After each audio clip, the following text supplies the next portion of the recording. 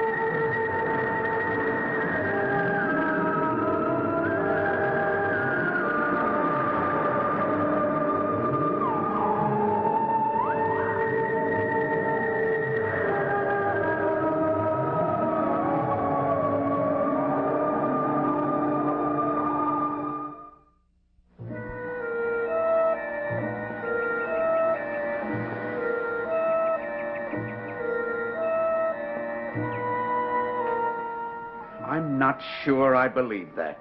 Well, it's true. I was up most of the night, and I was asleep when you arrived. I don't feel the need for apology. I'm not asking for an apology. I'm asking for an explanation. In either case, then, you're asking for something I am not prepared to give. All right, then. You leave me no choice. About what? I'm going to remove my patient from your care. What do you mean? I'm going to take Maggie away from Wincliffe. Oh, you can't do No, that. you know perfectly well that I can, and I'm going to. Now, her father put her in my charge. I sent her to you only for special treatment. Which I'm giving her. But I see no evidence of it. Is evidence of treatment always apparent? No, but evidence of the lack of treatment often is, as in this case. Well, what evidence do you have that I'm not treating Maggie? Julia, for one thing, you're 100 miles away from her. Only to carry out some necessary research. Well, I'm sorry.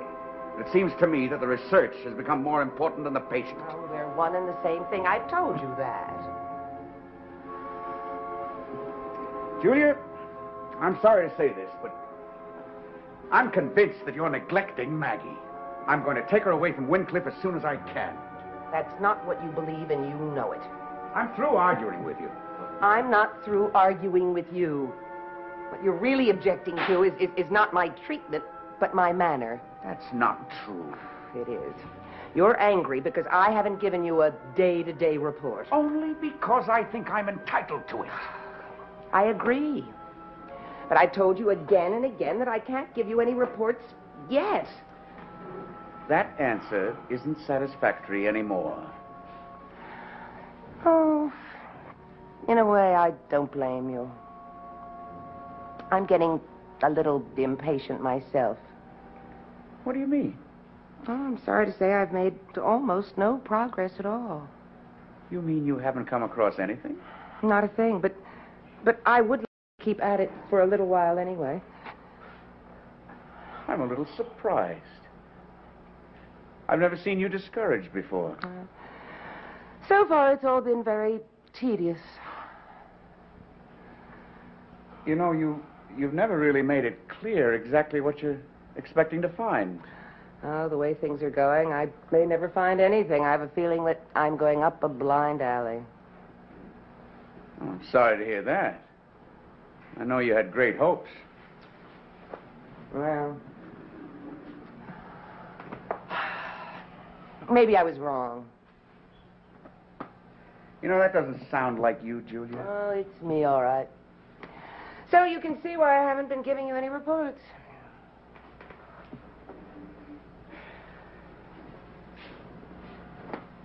Are you telling me the truth? What do you mean? Are you sure this isn't just another tactic to get me to stay quiet and keep out of the way? I know you for a long time, Julia. You always know what you're doing and where you're going. If you don't waste time. You know something. I know you do. I know that I'm tired. I'm a little bored. Very, very bored.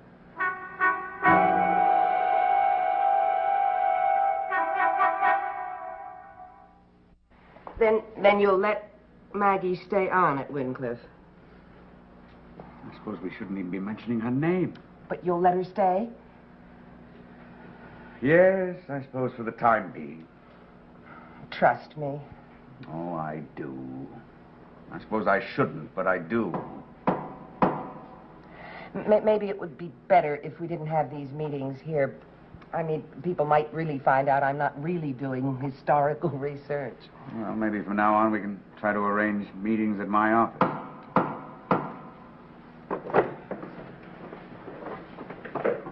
Oh, Vicky, I was just about to answer. I'll get it. Hello, Dr. Woodard. Hello, Vicky. I guess I should say goodbye. I'm just leaving. Oh, has Miss Hoffman told you about the exciting work she's been doing? Oh, yes. I just got a full report. Very exciting. Barnabas, come in. You know Dr. Woodard. Of course. No one's ill, I hope. No. Just a social call on my friend, Miss Hoffman. Oh. Well, good night, Julia. And hope I see you soon. Keep up the good work. Thanks, Dave. I will. Bye. Mr. Collins, Vicky. Thanks, Vicky. Well, I didn't know that you and Dr. Woodard were old friends. Oh, yes, from undergraduate days. Then he went on to medical school, and I went into historical research. Apparently. Are you sure, Mr. Collins, that I can't change your mind about cooperating with me? As a matter of fact, that's why I came. Oh? I'd like to have a word with you. It won't take long. Oh, I'll get my notebook. Oh, there's no need for that. Oh, I'll be right back.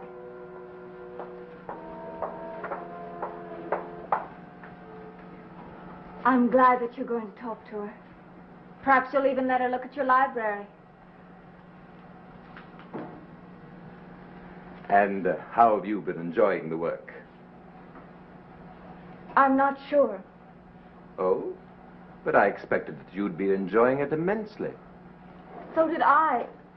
What is it? I get so confused. Confused? Yes, confused about the past and the present. Well, I'm not sure I know what you mean. Well, sometimes I feel that I'm going to lose the present altogether. Is that necessarily so bad? Oh, yes. But why? I thought you loved the past. I do. But I get frightened Of what? of being trapped. Trapped? Yes, sometimes I think that I'm going to get so far into the past that I'll never be able to get back. Well, you mustn't be afraid. Mrs. Stoddard let me do the work with Miss Hoffman in the hopes that it would give me an objective view of the past. Doesn't seem to have helped. You're as attracted to it as ever. Yes, I am. And it's got to stop. I hope that you won't be offended by this. By what? Josette's music box. I think I must give it back to you. But why? It's so difficult to explain. It has such an odd effect on me. In what way? It seems to cast a spell, and I find myself playing it all the time. I can't seem to stop playing it in spite of myself. But it can hardly hurt you. The music is lovely, and Josette herself was enchanted by it. I know that. Well, please, you must keep it. I'd be very hurt if you didn't. But then, what am I to do to keep from being so attracted by the past? You know what I think you should do? What? Well, I think you've been so deeply affected because the music is so unusual. But I think that you should let it become quite ordinary. You mean that I should let it become even more familiar? Well, doesn't that make sense? Yes. I guess it does. But then try it and see. And if after a while that you're still disturbed by it, then I'll take it back. And please, don't be afraid of what being trapped by the past means. After all, one should be afraid of being trapped by the present.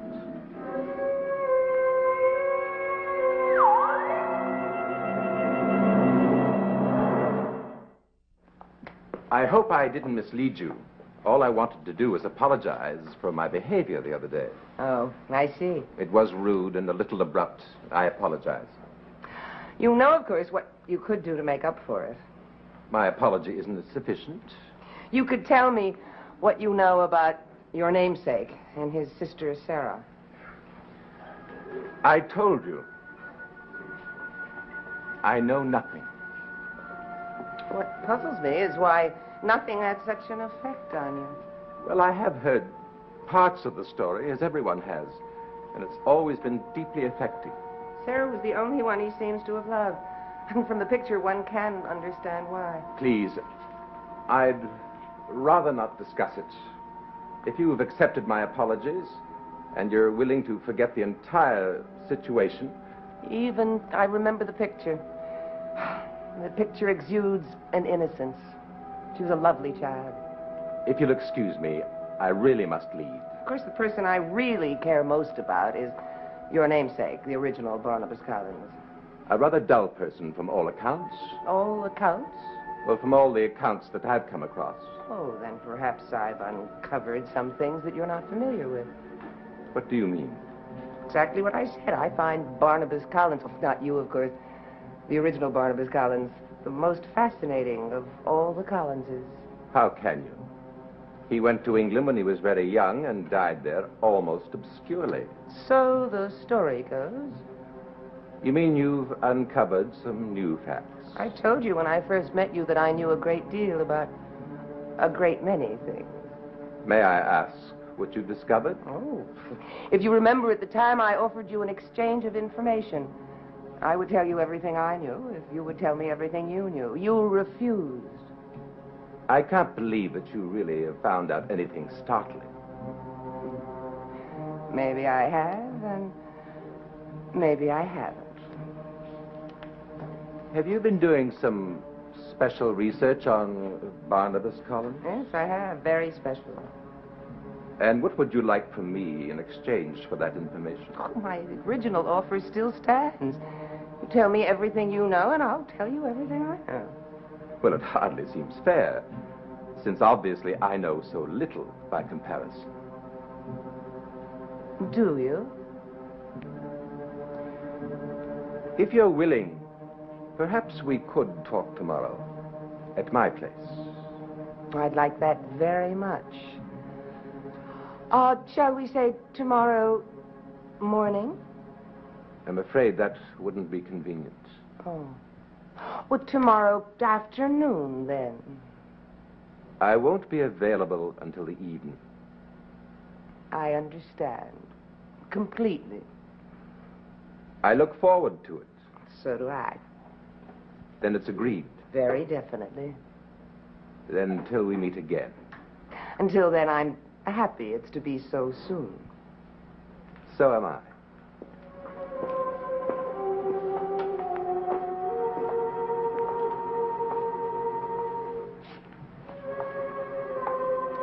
I've never been able to get used to the resemblance between you and this portrait.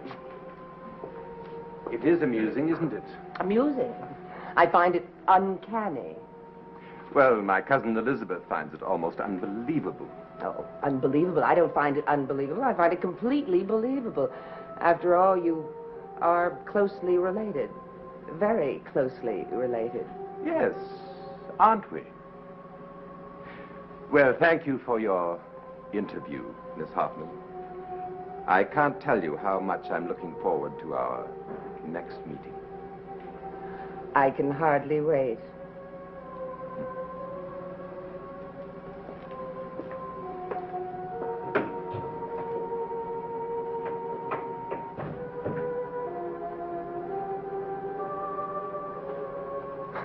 I can't wait till tomorrow.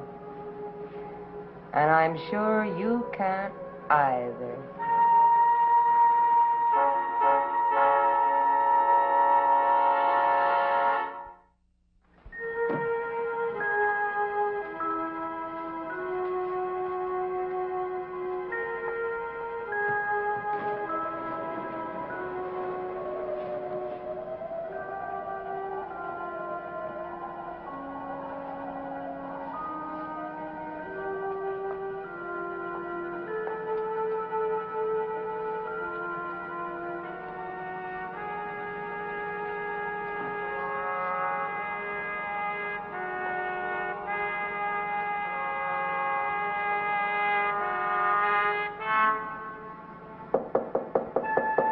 Who is it?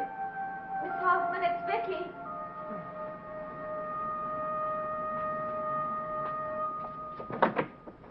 Lynn. I hope I'm not bothering you, but could I talk to you for a few minutes? Of course, what's wrong? You look worried. I don't know what to do. About what? Well, I don't know whether I should continue working with you. But I thought you were enjoying it. Well, that's just it. I am. I'm not sure I understand. Well, I'm beginning to feel that my attraction to the past is not normal, and I'm afraid of getting trapped in the past. Well, if that's really the way you feel... Miss Hoffman, how do you do it? How do you get so close to the past and still stay so objective? Are you so sure I am so objective? Oh, yes, you are. I can tell. To you, this is just a job. Oh, I like to think it means a little more than that. Oh, no, I didn't mean that you don't take it seriously. I meant that you don't let it take over. Thank you. But there are those who have said I'd let my work become an obsession. That I'd do anything for the sake of it. Oh, but that's not true. Well, whether it's true or not doesn't matter. The work itself is what's important. If that means losing my objectivity, then I gladly let it go. What's the matter? That dog. Is there anything unusual about that?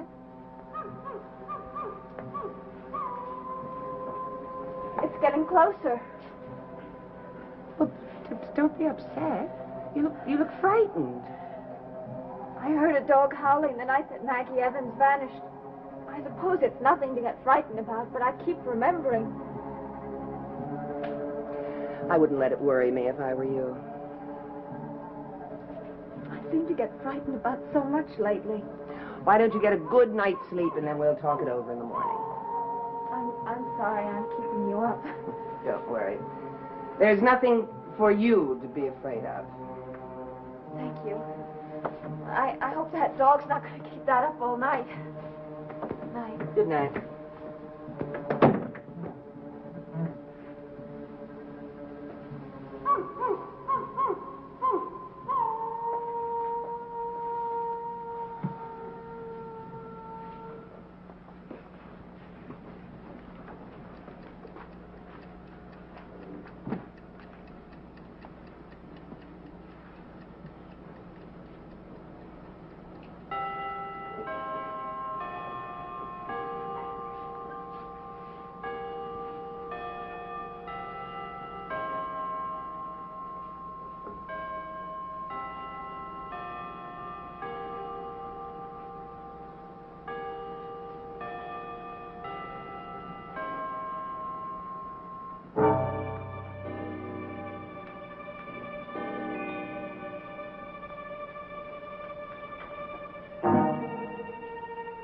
Good evening, Barnabas Collins.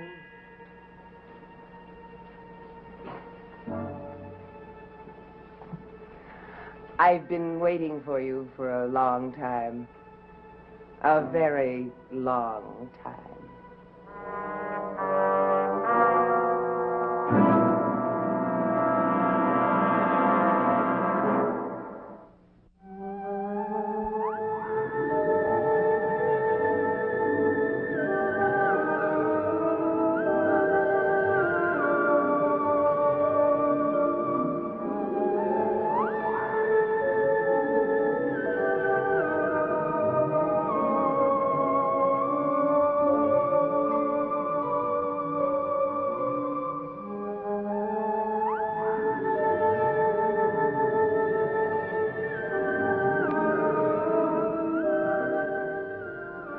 Dark Shadows is a Dan Curtis production.